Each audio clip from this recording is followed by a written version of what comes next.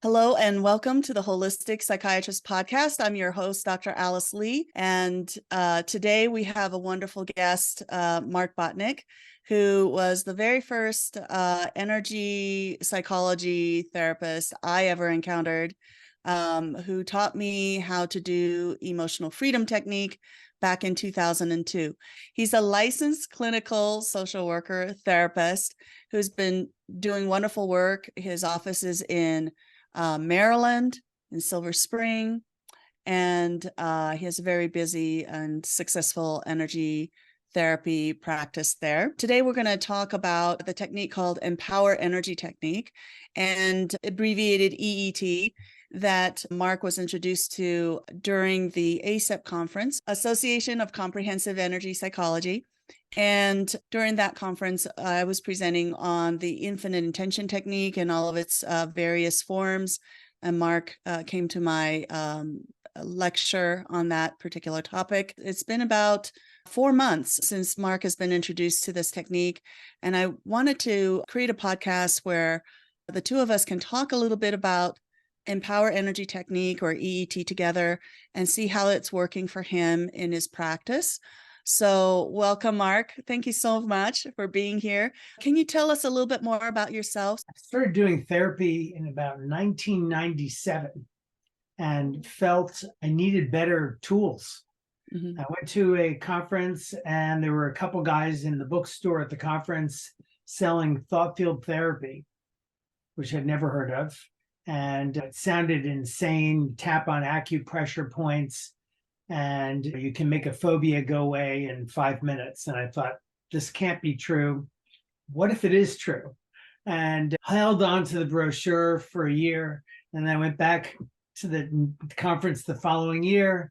And this time, Roger Callahan, who invented energy psychology with his invention of thought field therapy, was actually speaking at the conference. So I went to hear him and I knew someone in the audience. And so I said, Claudia, what do you think of this? And she said, I use it, it works. Okay, if Claudia says it works, I trust Claudia, I'm in. So I went and got training in thought field therapy. And then once you thought field therapy, it's easy to pick up emotional freedom technique. And once emotional freedom technique, you really can move around pretty easily. At least that's been my experience. So I've also used something called Ask and Receive, which is a little similar to your technique, I think. Tapas acupressure technique. I just started doing something called Blue Diamond Healing, getting great results with that. And probably what I use the most is logosynthesis, which was developed by Willem Lammers. And so anyway, I'm using all of these things, and most of my interventions involve energy psychology. Wonderful.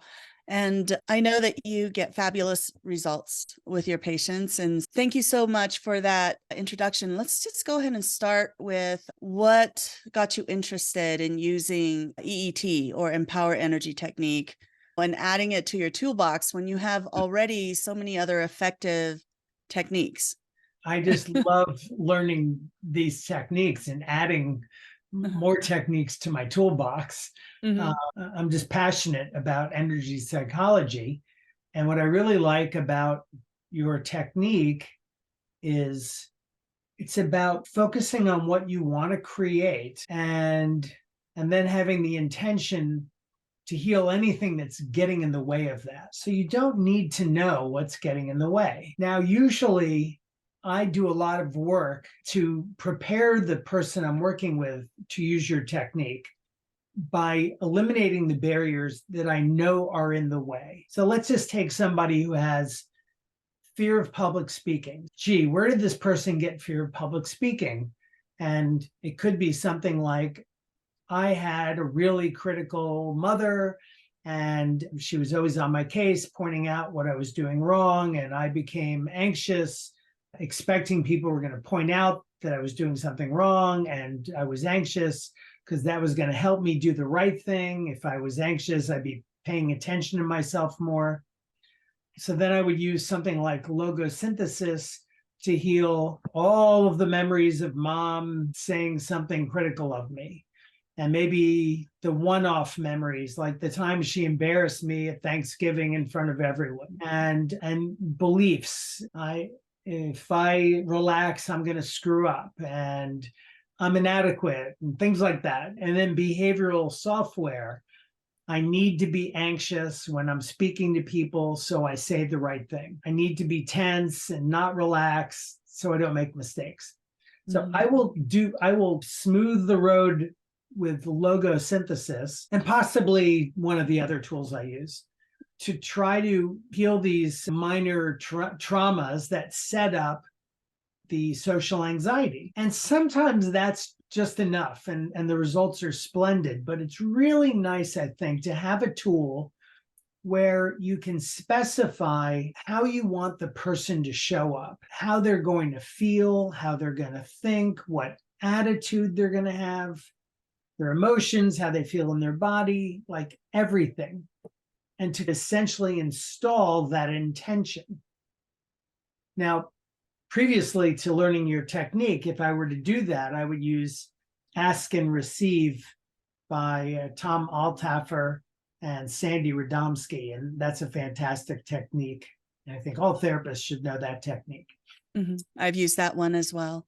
Yeah. And the nice thing about that technique is that when you're using the technique, it surfaces the resistance to what you're trying to install. And then you can heal the resistance. So when there's no resistance, then you have what you're trying to get. Now, your technique is like that in that we're writing an intention as to how someone is going to feel, and I've even used it for how their physiology is going to behave, immune system is going to react.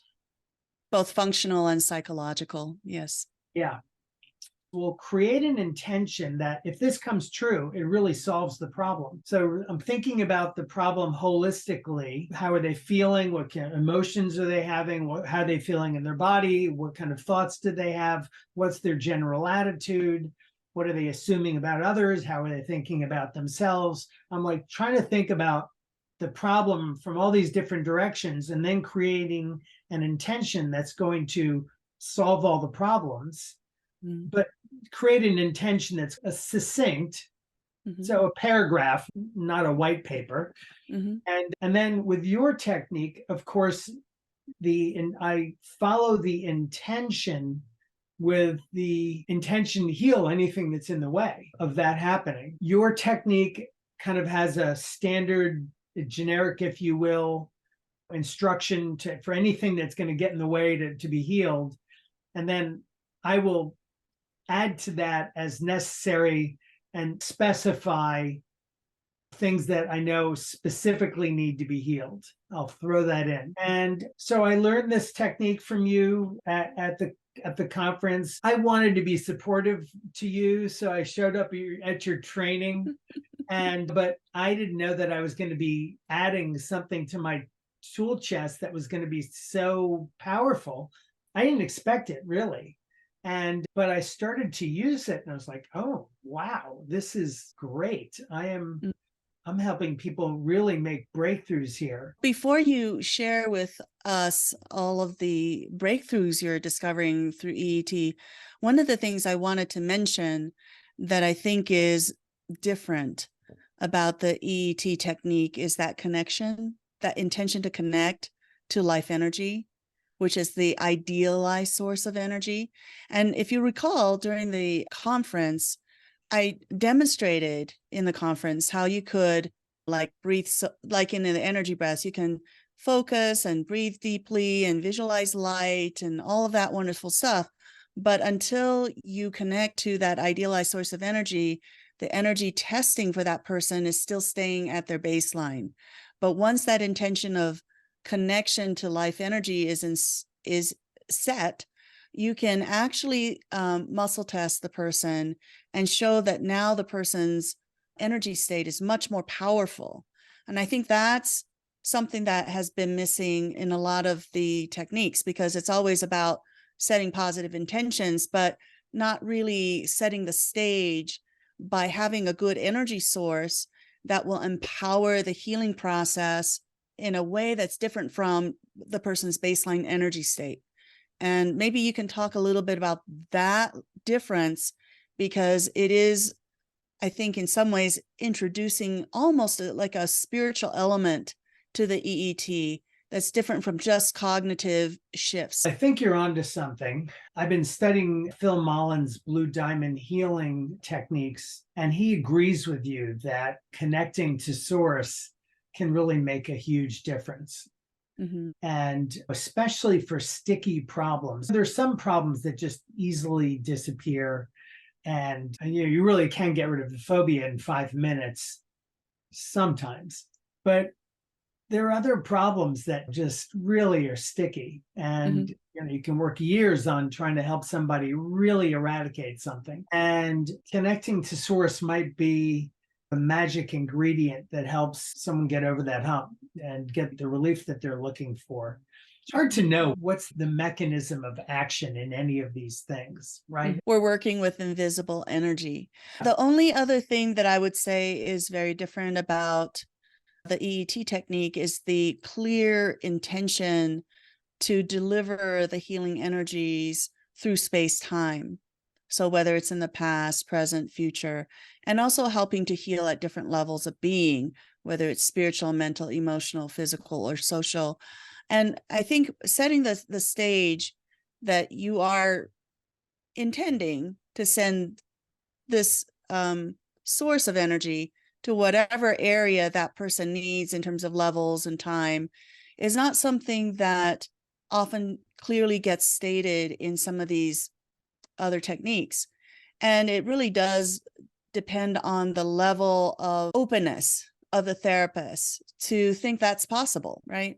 Otherwise, if you don't have that kind of openness or shift in your paradigm, you will only work on this specific technique, and you might miss out on how that energy might be beyond space-time that we are connecting to, and how it can heal in ways that may be a little bit different from what we experience when we're in our physical body. I'm certainly a believer that our past, and not just our past, but the past of our ancestral past, can have an impact on us. And I think there's some research that shows this is not a crazy idea, where they habituated mice to be afraid of an artificial smell, a smell they would never encounter in nature. And the offspring of those mice were also afraid of the smell. And so, yeah, we all have trauma in our ancestral lines. And the idea of having the intention of healing our problem as far back as necessary is, why not? Yeah, and I do feel like so much information is carried in the information in our DNA. A lot of it ends up being just seen as biological shifts in our body, whether we have the ability to methylate or activate certain vitamins or whatever. But I think that those biological outcomes have its source ultimately in experiences and information that had been gathered over the years and maybe in our ancestral lineage. All of these things that's why I think during the ACEP conference, I was presenting the universal principles first to introduce people to. These are universal principles. I didn't think about them from scratch, but we are trying to integrate all of those universal principles into this very succinct technique. And what I noticed from talking with you is that even though the technique is very straightforward, there's the rote phrase, and then you stick the intentions in there, whether it's intention for something positive or intention to release something negative, that you can just list them. We are different people, and so we give it our own spin, right? We give it our own style. And that's fine, because I don't want to be micromanaging anybody's approach to this technique. With all of these universal principles coming together, I think that's why I like this technique personally, because I could just do so much more work in terms of healing for my patients than some of the other techniques that I've learned. And every technique that you've mentioned, other than the Blue Diamond one that you learned at the ACEP conference last time, I've also been introduced through you. So you're my mentor. You've shared with me so many of these techniques, and I've really enjoyed learning from you. I think it was really when you introduced logosynthesis to me And there was another clinician that introduced ask and receive as a technique to me, that I started to understand that a lot of the healing does not require tapping on our acupressure points, although some people might benefit more from the tapping than not tapping. Having introduced this about the EET, I just wanted to read what the EET technique or empower energy technique is for those people who don't know this technique. And once I've gone through that, maybe we can then go on to the question of how it's been working for you, like maybe some clinical vignettes or something that you wanted to share. Okay, so the technique itself goes like this. It starts with a statement: I now choose to be one with life energy, as a wave is one with the ocean, or as a sunbeam is one with the sun, and be empowered to blank. And this is where you can put in your intentions. The number of intentions, I think, depends on, at this point, on the clinician energy testing to make sure that the number of intentions isn't too much work in one moment for the patient. Because everything that you set intention for gets translated into things that need to happen. And if the body can't follow through or whatever, it can be stressful. But you can literally list a lot of different intentions at that point. And then it finishes with the paragraph: I completely and gratefully accept healing energy at all levels of being and through space and time from life energy to create and achieve this healing process. I embrace the positive shifts that occur as I heal my beliefs, emotions, fears, pain, habits, traumas, injuries, negative spiritual influences, and other blockages that prevent me from receiving all the energy and support I need to heal and empower my life at all levels of being now and through space and time. Now, this final, or the current version of EET, is a little bit different from the one that I shared during the June conference. I took out clear and release from the paragraph. And the reason why is because I thought I would keep the word healing and not focus too much on the clear and release as additional intentions, because the problem with clear and release for a lot of my patients is it results in pretty high levels of detoxification, because a lot of my patients are ill because they're highly toxic, and that can create a little bit more of a healing crisis for some of them. So I just removed the clear and release from that paragraph, and it opened up more opportunities for a more gentle healing process for my patients. So that's the current technique. It's on my website under the information tab. So if you go to the information tab on holisticspsychiatrist.com, and then you look for energy medicine techniques and click on that, it will immediately show the infinite intention technique. And it starts with a simple form, which is energy breaths. Intermediate level is empower energy technique, or EET. And the more complex, more creative process is called story form. So we're just focusing on EET today. So I'm going to throw it back to you, Mark. Knowing that this is a technique, I'm really curious about what you discovered as you started using EET with many of your clients. It's been really useful, especially when I don't know what needs to be healed to create an outcome. I can just basically request the outcome. I have a client who overreacts psychologically and physiologically. And it makes sense that this person would have this pattern based on their life history, but wasn't working. It was producing very negative effects, and it was actually causing a level of disability because of the physiological overreaction to foods and environmental allergens and things like that. And this person was really having trouble living a normal life because of this. And we worked very diligently trying to heal the kind of the difficult life experiences that set this up, and the beliefs: I need to overreact. I need to overreact so I'm safe. I need to overreact so I'm good enough. All those kinds of angles on it. And we made some progress, but it was 5 steps forward, 3 back, just over time, kind of getting a little further. But coming back a lot, and it was a little disappointing. It wasn't really life-changing. But once I did your workshop and started to use this, I could basically create an intention that this person's nervous system would work in an ideal fashion and react to life, to toxins, to whatever in an ideal fashion. What a wonderful intention. I love that. Yeah. And it worked. It worked. Now, we're still working together. We're still getting all the bugs out, but there's definitely been significant success, and anxiety has come down, feels different, life feels different, and physiologically things are getting better.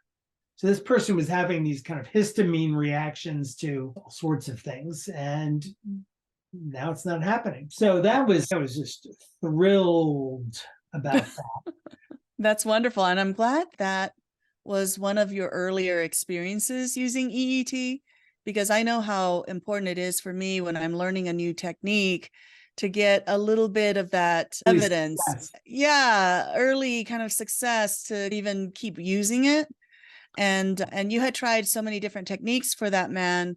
And when you added the EET, it just seemed like it was doing something a little bit more significant, like in terms of helping that individual. So I'm so glad that you had that positive outcome, because then you can just move forward with exploring with that tool. I'm using it with someone who has schizoaffective disorder for non-psychiatrists listening, psychosis, mood instability. And we're using this to create mood stability. And it's not perfect, but it's definitely is helping. It really is helping. And this person can contact me while they're manic, and we can dial that back. Luckily, when this person's manic, they know they're manic, they don't like being manic and want it to go away. It's not always the case with mania, of course. In this case, this person was seeking the help, and previously this person was flipping between mania and depression. There's no middle ground, and we've got a lot more middle ground using this tool of creating an intention where my thoughts are going to arise at the ideal pace, my nervous system is balanced, and just writing something up that would address all the ways that his problem is manifesting emotionally, cognitively, physiologically, as well as I know. I'm a social worker, so I don't know. There's a limit to what I know about what's going on a physiological level, but that hasn't seemed to matter. Well, I love learning from you, Mark, because for me, I always feel like I'm always in the middle, where sometimes I use the energy medicine techniques and sometimes I'm using the functional medicine tools, and I'm trying to put it together. But what that does for me as a clinician is that sometimes I don't have just one tool that I have to work on developing to help fix the physical body. Like I may not be developing my repertoire of experiences where I'm not using supplements to stabilize mood. I'm just like doing energy. When I do energy work, I may say I can do so much, but then the rest can be handled with the supplements. Whereas for you, you're like doing a lot of work that normally I leave for supplements, or I believe that the supplements need to work on. And yet you're able to achieve it through energy psychology, which makes a lot of sense, because there's no way you can get rid of a phobia with energy psychology without it changing physiology at the same time. But at the same time, it's very hard for an MD to really, truly, fully trust the energy psychology piece to fix the biology piece. I think that if you have a problem and you're only approaching it from a biological perspective, but there's some energetic, psychological problem that's essentially making that biological problem necessary, it doesn't work if you only approach it biologically. I agree. Makes sense, right? Now, I agree. I know it's possible to be depressed for purely biological reasons. I get that. And I'm not suggesting that in that case, you need to use energy psychology. Maybe you're missing some kind of nutrient, you're not processing it right, or you have some allergic reaction that's causing inflammation. If you believe you don't deserve to be happy, there's no supplement that's going to fix that. There's no medication, I don't think, that's going to really fix that. And sometimes people come and the medication is numb them out, so they've maybe lost the lows, but they also lost the highs. And so it's nice to have something like energy psychology where you can figure out, oh, okay, so you're depressed because you believe your mother didn't love you. And then you use energy psychology to either make that idea go away entirely, or change your reaction to the reality, and then mood just gets better.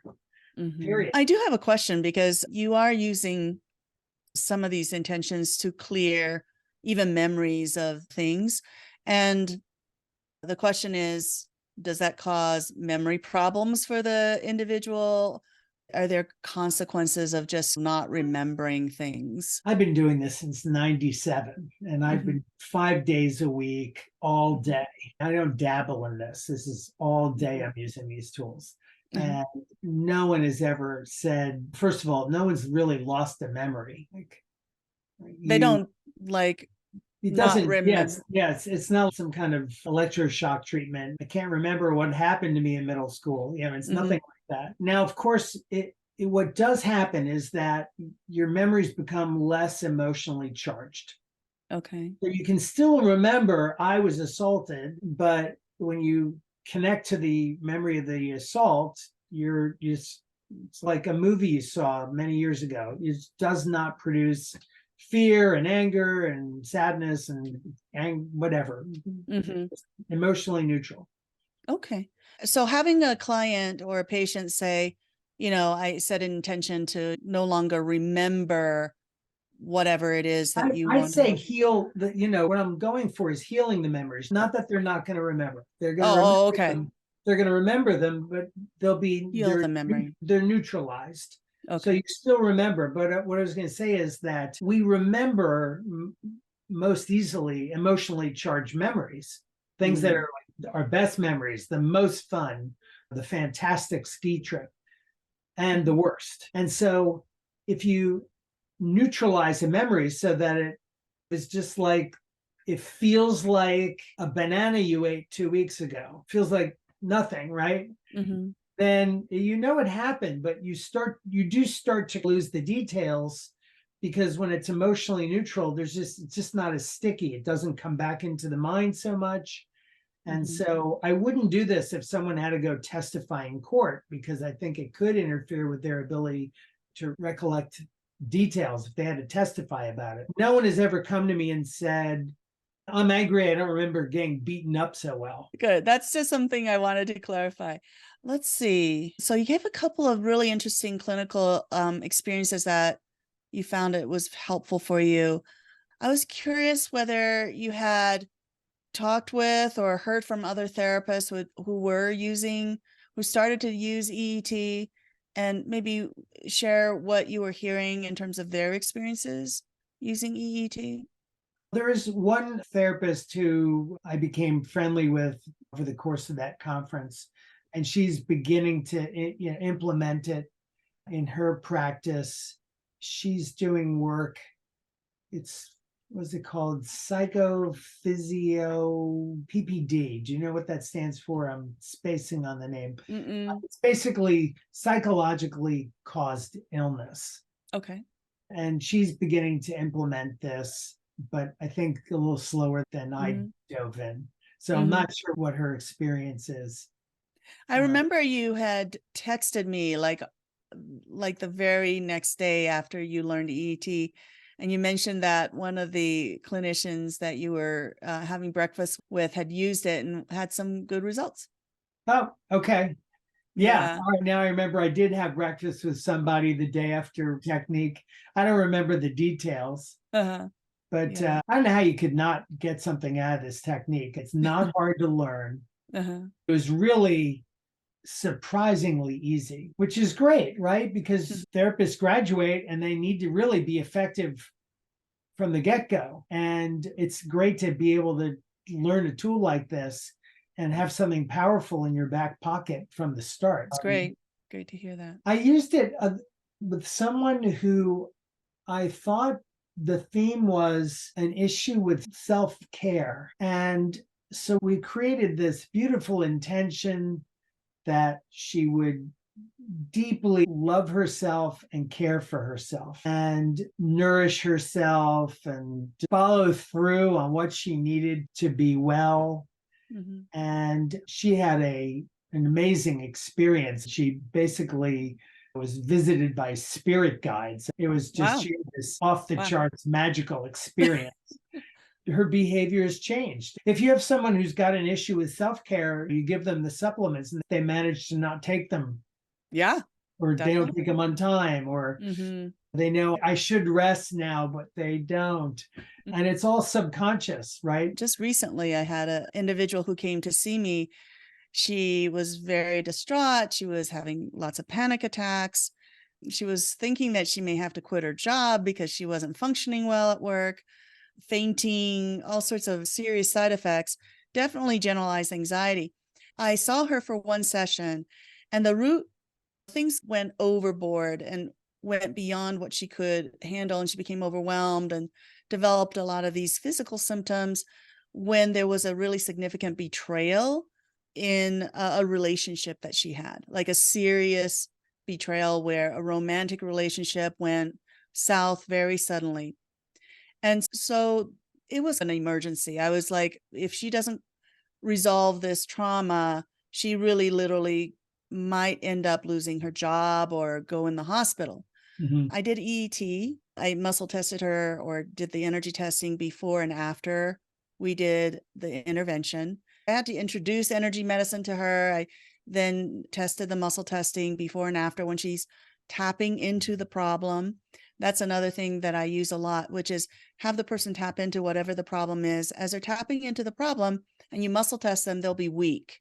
And then you use EET on the problem, have them tap into the problem again. Afterwards, you can muscle test them as they're tapping into the problem. You get a sense of how much of a difference it creates. If it helps 80%, their energy tone or muscle tone will go up stronger by 80%. If it's extremely helpful, they will be rock hard, like granite when you push on their arm. Anyway, so we worked on the trauma, and then she missed her next appointment, and I had to go away for an event out of state. And then finally we got back, and I think it was several weeks after the first appointment, and she had already gotten better. I think part of it was I did tell her that one of the supplements that a therapist, naturopath, I believe, that had recommended to her might make her more anxious. So she removed that.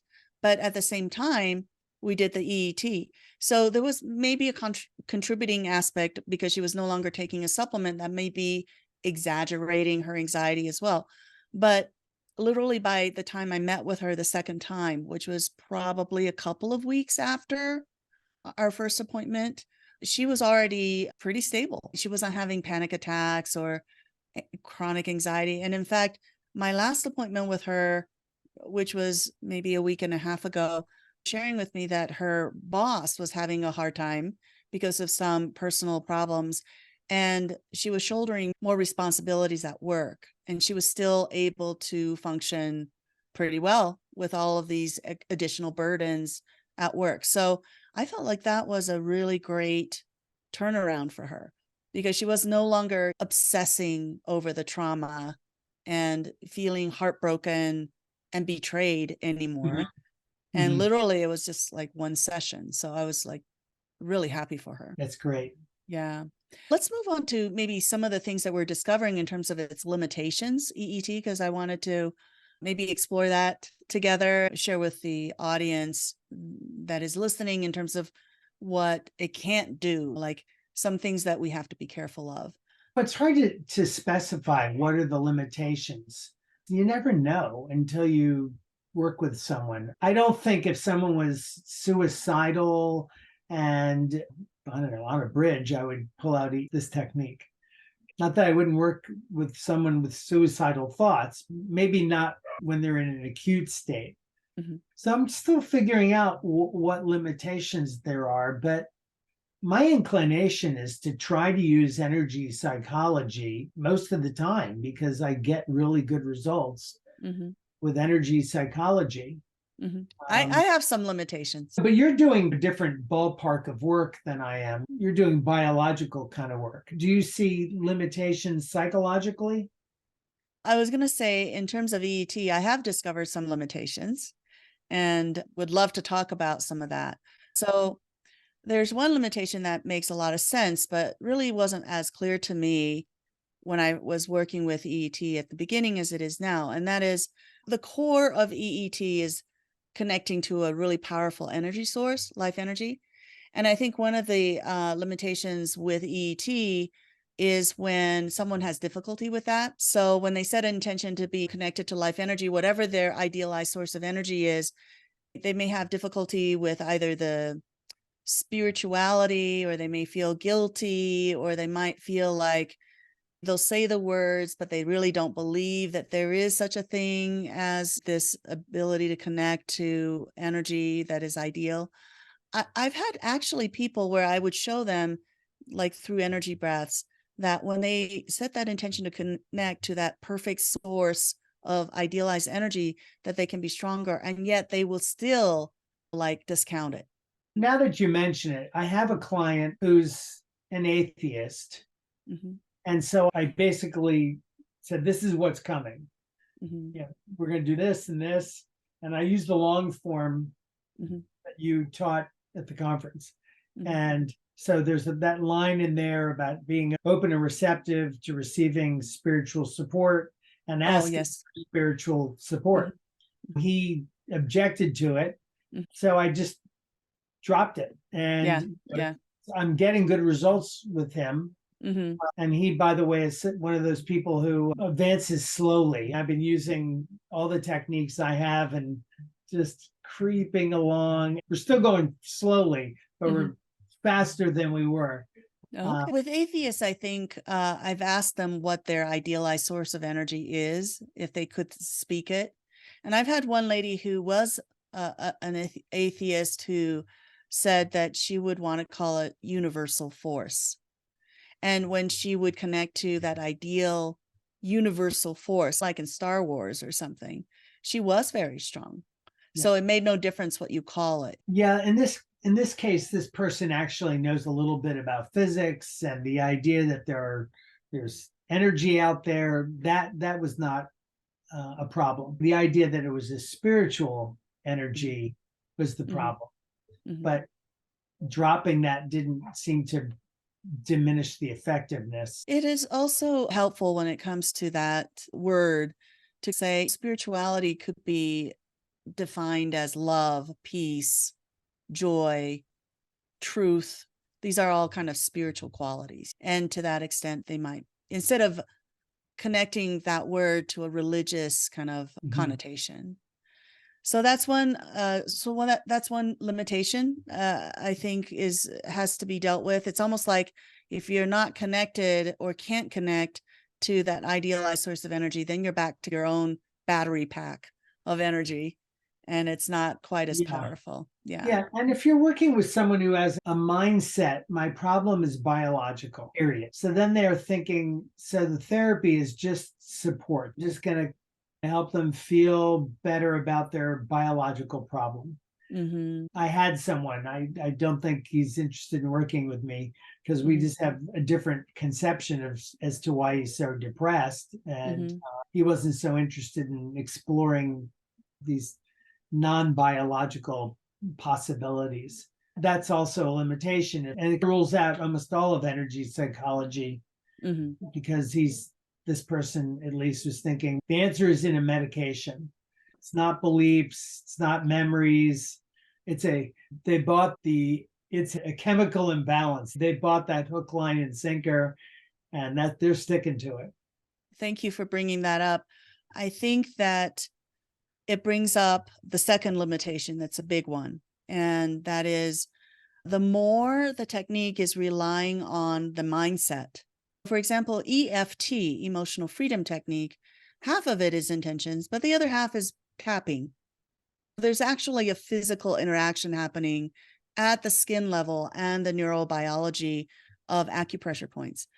But when you go into these mind-based cognitive techniques, ask and receive, empower energy technique, it's all mind. It's all based upon your mindset. And I think the second limitation is where that mind is, the belief system, the paradigm, the openness, how strong your intentions are, what your focus is. The person so upset that their mind is all over the place and they can't really focus on the words that they're saying. Is the person psychotic? They can't even read the words on the paper. So I think that when we're turning to a purely mind-based technique that doesn't require any kind of tapping, it really does require the individual to be able to suspend disbelief and to be able to just do it with an open attitude, with intention. Afterwards, they may hold that disbelief, but while they're doing it, if their mind is interfering with it in any way, as they're doing EET or as they're doing logosynthesis or ask and receive, if part of their mind is saying, I hate being here. My mom always makes me come to these therapy sessions. I really need to be doing my homework. Oh, I'm hungry. I want to go to this place or that place to eat. And at the same time, they're trying to like do this technique. I would say that definitely is a limitation for mind-based techniques. What would you think about that? It's reminding me of someone who goes through life with a lot of resistance to life based on his early history with his dad. And so I was throwing everything at this young guy, trying to help him change. And it took a while for something to work. And I think I reminded this guy of his dad, and his basic way of being in life was, and I need to resist you because you're going to be you're intrusive. So I need to push back. And it took a while for us to get over that hump. When you discover that, I think that it's helpful for them to see how strong their energy is through the muscle testing when they're in that mindset. So, for example, if you start to discover that he has this projection transference towards you of you being his dad, and he's had this conflictual relationship with him, then you could say, okay, go ahead and tap into that feeling that you have when you look at me and you think about your dad, and let's muscle test you. And now let's have you look at me and just think of me as, Mark Bottinick, and let's muscle test you. And he'll give him this kind of concrete idea of how he might be blocking or lowering his energies when he's having those kind of beliefs, which then will motivate him to work on the process, not so much the content, like the process of releasing that a subconscious habit of, like blocking the whole therapeutic process because he thinks of you partially as that same dad figure. I think what helped with this person is I had to convince him I come in peace. I'm on your side. I'm not trying to force you into anything. And if you want to continue to have this kind of approach, it's your life, but I think it's going to get in the way. If you have this kind of reaction, how's your boss going to feel about that, for example? And a lot of times people they know monolithic. Part of us knows I should get rid of this. And another part of us is, no, I need to keep this. And it took us a while, but we got there. Excellent. There is one other limitation that's very common that I think we need to bring up with EET. So with EET, it's very simple. You just make a list of whatever you want to work on. So you can work on, let's say if a person is afraid of the color yellow, just as a silly example, they would say, you could list two things. One is, I feel positive whenever I see yellow. And the other thing would be, I want to clear and release or heal my fear of yellow colors. Okay. So those are two different ways that you can address a problem, getting rid of whatever the fear is or reinforcing a positive reaction towards that which you fear. The limitation that I have is when a person is trying to address a problem, if you make a list that's like really long, and if the problem is really severe and core and stuff like that, I think that one of the things I've come to understand is that because you're connected to that beautiful, infinite, idealized source of energy, it downloads all of that energy into the body and tries to get things moving, like it's trying to follow directions based upon the intentions.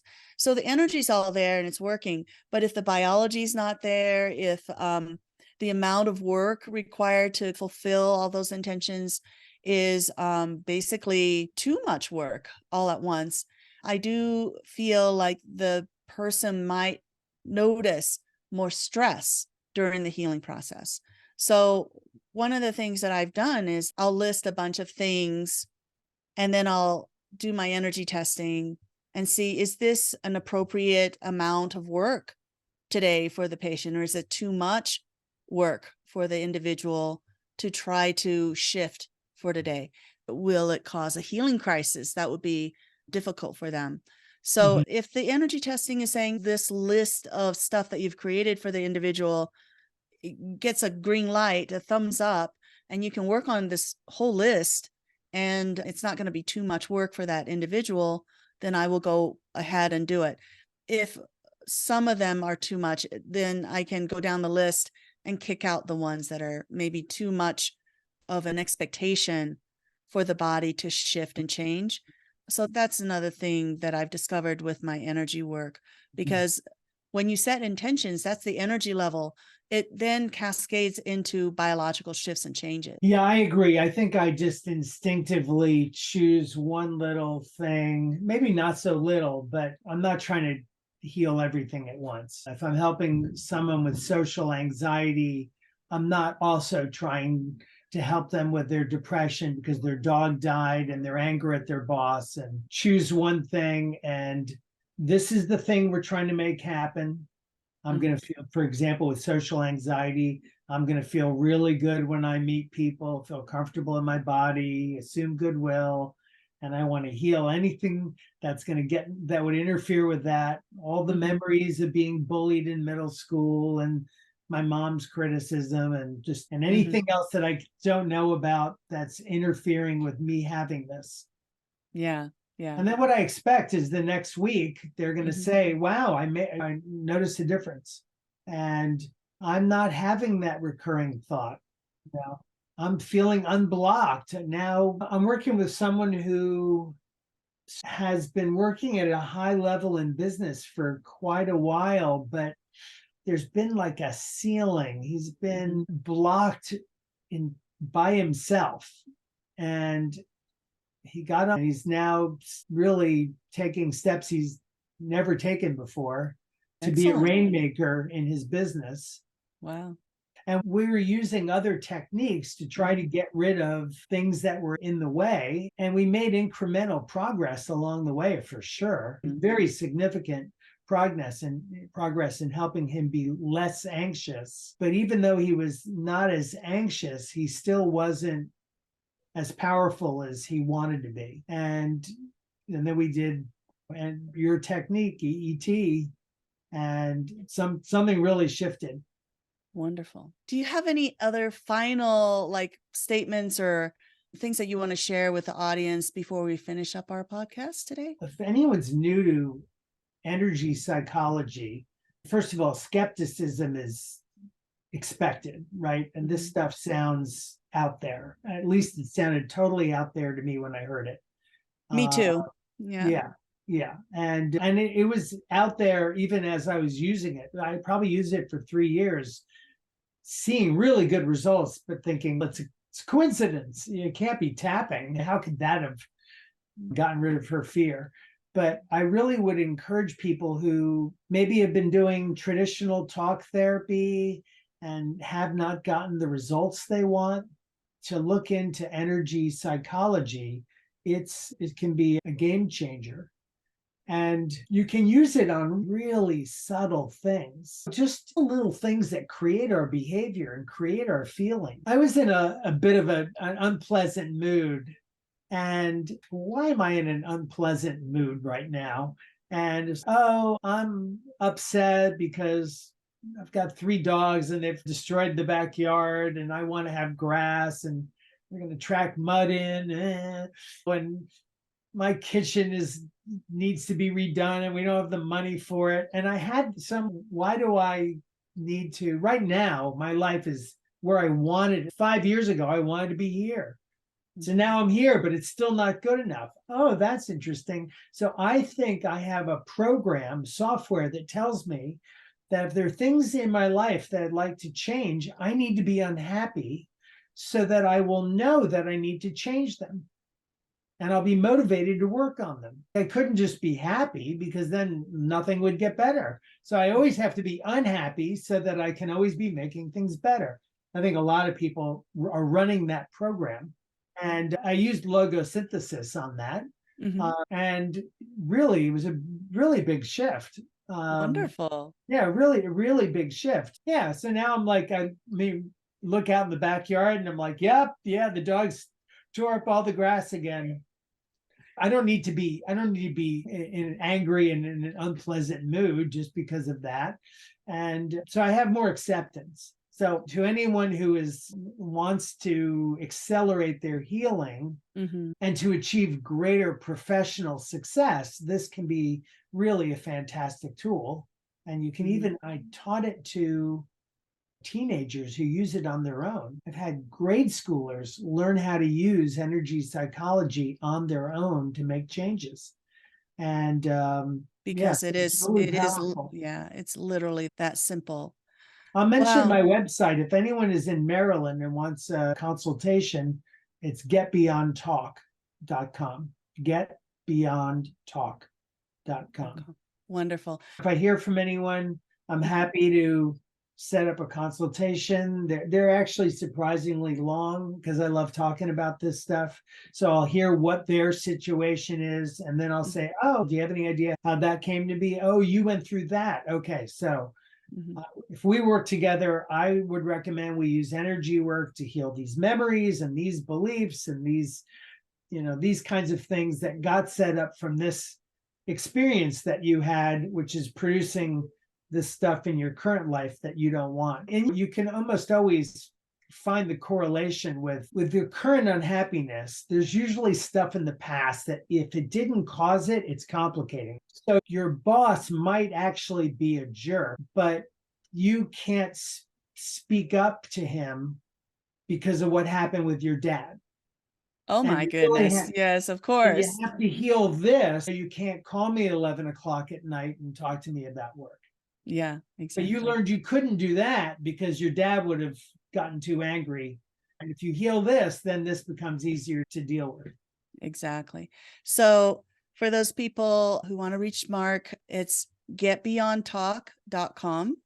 And his email is Mark, MARK, at getbeyondtalk.com. For those people who want to learn more about my practice, my website is Holistic Psychiatrist, and that's where you're going to be able to see the podcasts and all my articles, and where you can see the information section or tab where you can reach the energy medicine techniques. Oh, one other thing I wanted to let people know is I will be moving to New York. So I'm going to have 2 practices, one in Utah, one in New York. Starting November 4th is when I will be spending a good portion of my time in Yonkers in New York, where I can also see patients there. So I'm really excited about that and look forward to adding more patients who can reach me from the East Coast as I continue to grow my practice.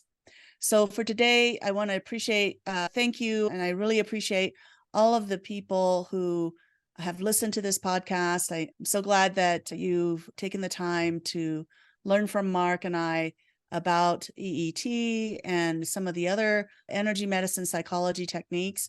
One of the things that I hope you got from our podcast is how energy psychology isn't just something you heal at the emotional level and psychological level, but that it can affect all of the levels of being, including your biology, and that it can be very powerful and very simple to use. So for those who want to get notifications for the podcast, please subscribe to my podcast.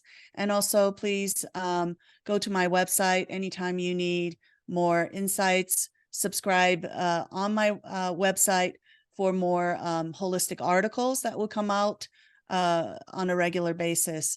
And for those of you who wish to integrate high quality nutritional supplements from reputable sources, and also to support my holistic psychiatry practice, please register for the Full Script free online dispensary that helps keep you supplied with the industry's largest catalog of professional grade supplements available on my website under the products tab. So I want to wish everyone a great week.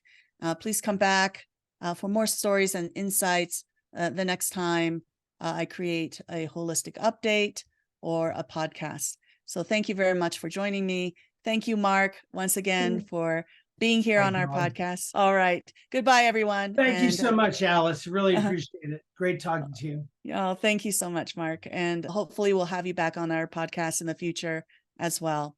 All right. Bye-bye, everyone.